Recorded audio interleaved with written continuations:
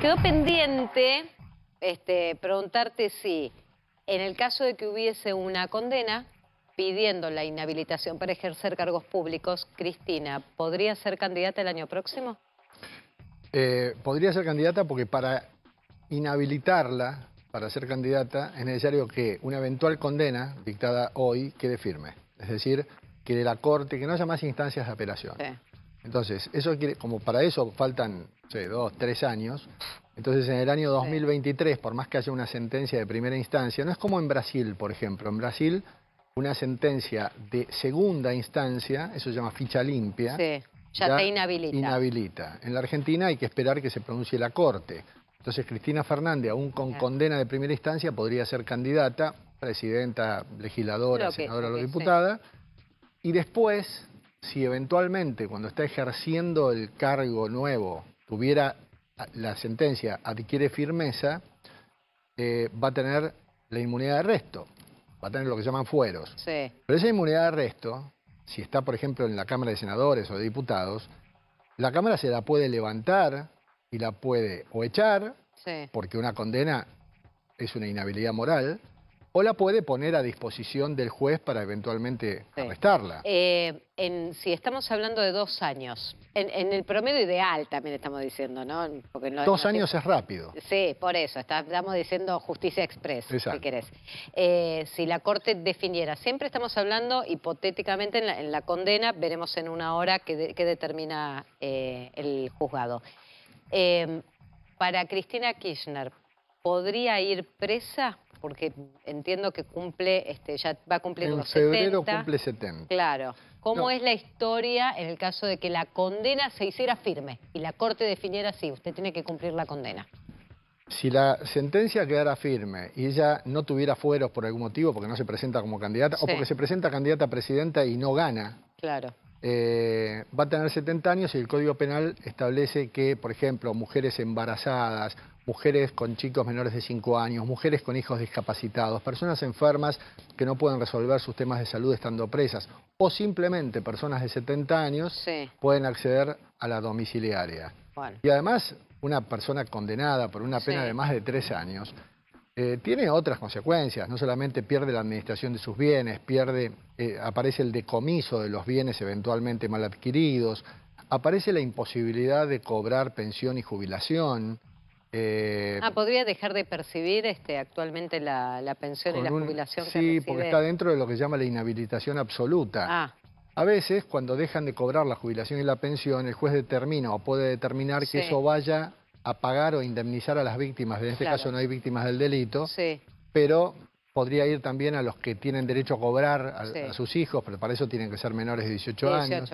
Bueno, quiero ir con vos, no vamos a hacer las 20 mentiras que puso Cristina Kirchner de vialidad, si no estamos hasta después de la lectura del fallo, pero vamos a tomar algunos puntos. Por ejemplo, en su momento, el primero de ellos, ella dice, Néstor Kirchner y CFK asignaron... ahí estamos poniéndolo, asignaron fondos a la provincia de Santa Cruz para obras viales de manera ilegal y arbitraria, que esto es lo que dice la justicia.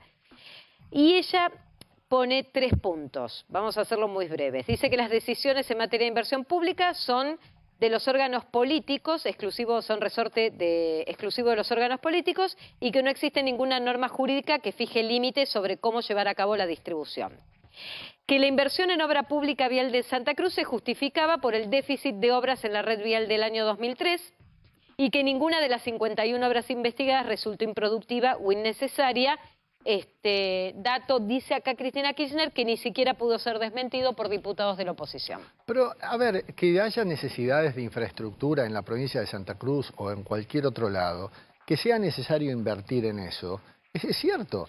Que es cierto que el presidente de la Nación tiene la decisión política eventualmente de invertir o de convocar a una licitación, también es cierto. Pero lo que no es cierto es que cualquiera de esas decisiones, por ilegales que sean o por arbitrarias, o aun cuando afectan recursos, estén exentas del control judicial.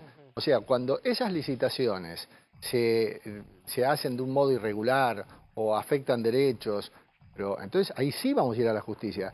Esto de que cualquier cosa que hace un órgano político de gobierno, que cualquier decisión que toma el presidente de la nación, por ser su propia potestad, no puede ser revisada por los jueces, es desconocer para qué están los jueces, es desconocer el Estado de Derecho. Bueno, voy a la número 3, pone Cristina Kirchner, y pone lo que plantea el juzgado, que el Congreso de la Nación tuvo una participación marginal en la sanción de leyes del presupuesto.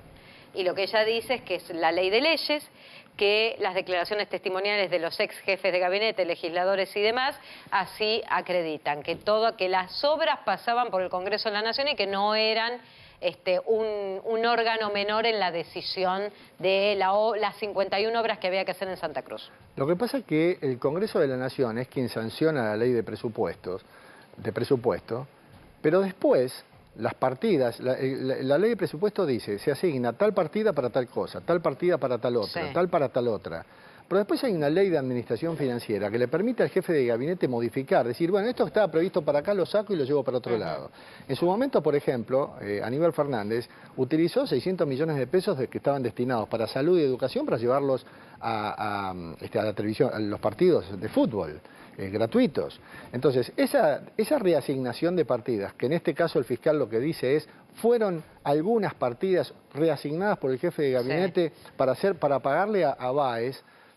Bueno, pero eso no pasa por el Congreso, porque el mismo Congreso de la Nación le permite al jefe de gabinete, que es quien constitucionalmente tiene que ejecutar el presupuesto. O sea, vos decís que después del Congreso, que están las leyes y están las obras, el jefe de gabinete tiene la potestad de determinar si a esta obra se le da más importancia y más plata y a esta no. Pero claramente, Mariana, eso nunca lo va a hacer sin consultarle al presidente de la Nación. Bueno, vamos con otra. La número 5, que acá va en línea con lo que vos señalabas. Néstor y Cristina aumentaron las partidas del presupuesto a través del DNU sin intervención del Congreso para beneficiar a las empresas de Lázaro Báez. Entonces dice que todos los decretos de necesidad y urgencia fueron aprobados por el Congreso, que todos esos decretos tienen legalidad práctica por los servicios jurídicos, que todos esos DNU ampliaron partidas presupuestarias a nivel general, no solo en particular, y que esta herramienta constitucional es utilizada desde 1994 por todos los gobiernos de turno. Bueno, a ver, causa mucha gracia este argumento, porque, en primer lugar, un decreto de necesidad de urgencia es un decreto que dicta el presidente de la Nación para ejercer facultades del Congreso. Justamente es un decreto que tiene que estar firmado por el presidente, el jefe de gabinete y todos los ministros. De manera tal que, por ejemplo, aquí tenemos la firma del presidente de la Nación, en un DNU. Que el DNU sea luego aprobado por una de las cámaras, que previamente haya intervenido la Comisión Bicameral Permanente, que el DNU sea un instrumento que usan los presidentes desde hace 20 años para acá, no quiere decir que ese DNU, por ese motivo, sea intocable o que sea válido. O sea, puede estar legal y constitucionalmente bien sancionado, bien emitido y bien dictado, pero si a través de ese DNU se comete una irregularidad, bueno, entonces habrá que declararlo inválido. Bueno, pues es que con algo que decías y se me vino a la mente de algo que dijo Barcesat también, que dice que esto ya es cosa juzgada porque esto se juzgó en la justicia santacruceña, sobre la obra pública otorgada a Lázaro Báez. Que esto en realidad ya es cosa juzgada, ya se dirimió en los tribunales de Santa Cruz. Me gustaría preguntarle a Barcesat si en Santa Cruz la imputada o la denunciada en aquel momento era Cristina Fernández. No era Cristina Fernández. No era. Entonces no hay cosa juzgada. Porque Cristina Fernández nunca fue Pero sobre absuelta. Lázaro Báez sí se había hecho las imputaciones en su momento del direccionamiento de la obra pública, se había cobrado certificados de obra y no había terminado las obras, o sea, se puso el foco sobre las mismas obras que ahora se pone el foco a nivel nacional. Era más amplio. En el caso de Santa Cruz me parece que se evaluaba mayor cantidad de obras que las 50 que están puestas en foco aquí. Yo ahí no sé si efectivamente era lo mismo o no era lo mismo, pero solamente se puede considerar que hay cosa juzgada cuando hay comunión de objeto y de personas. Si no, de lo contrario no. Vos me decís de Lázaro Báez, habría que ver allí, yo no conozco esa causa, si había otras cosas en el medio o si se repiten exactamente el controlador de las mismas obras. Y por último, Félix, digo, así como le pregunté a Barcesat y a Diego Armesto, ¿qué cambia con la sentencia, con el veredicto del día de hoy, mirando la figura de Cristina y la política argentina? Una sentencia tiene dos partes. La parte resolutiva, que habitualmente la gente la conoce como fallo, donde el juez dice absuelvo o condeno, y la parte de los fundamentos. O sea, la sentencia es la suma de esas dos partes. Lo que va a hacer hoy el Tribunal Oral es dar a conocer el fallo, el veredicto. Es decir, si hay absolución o si hay condena. No va a dar a conocer los fundamentos que utilizan para condenar o para absolver, porque el Código de Procedimientos le permite al tribunal postergar, dar a conocer los fundamentos, y en este caso por la complejidad de la causa y por el tiempo que duraron los alegatos y las audiencias, va a ser de 40 días seguramente. Entonces, ¿qué cambia hoy? Que hoy se va a conocer si una persona, como Cristina Fernández y los demás imputados, son absueltos o si son condenados.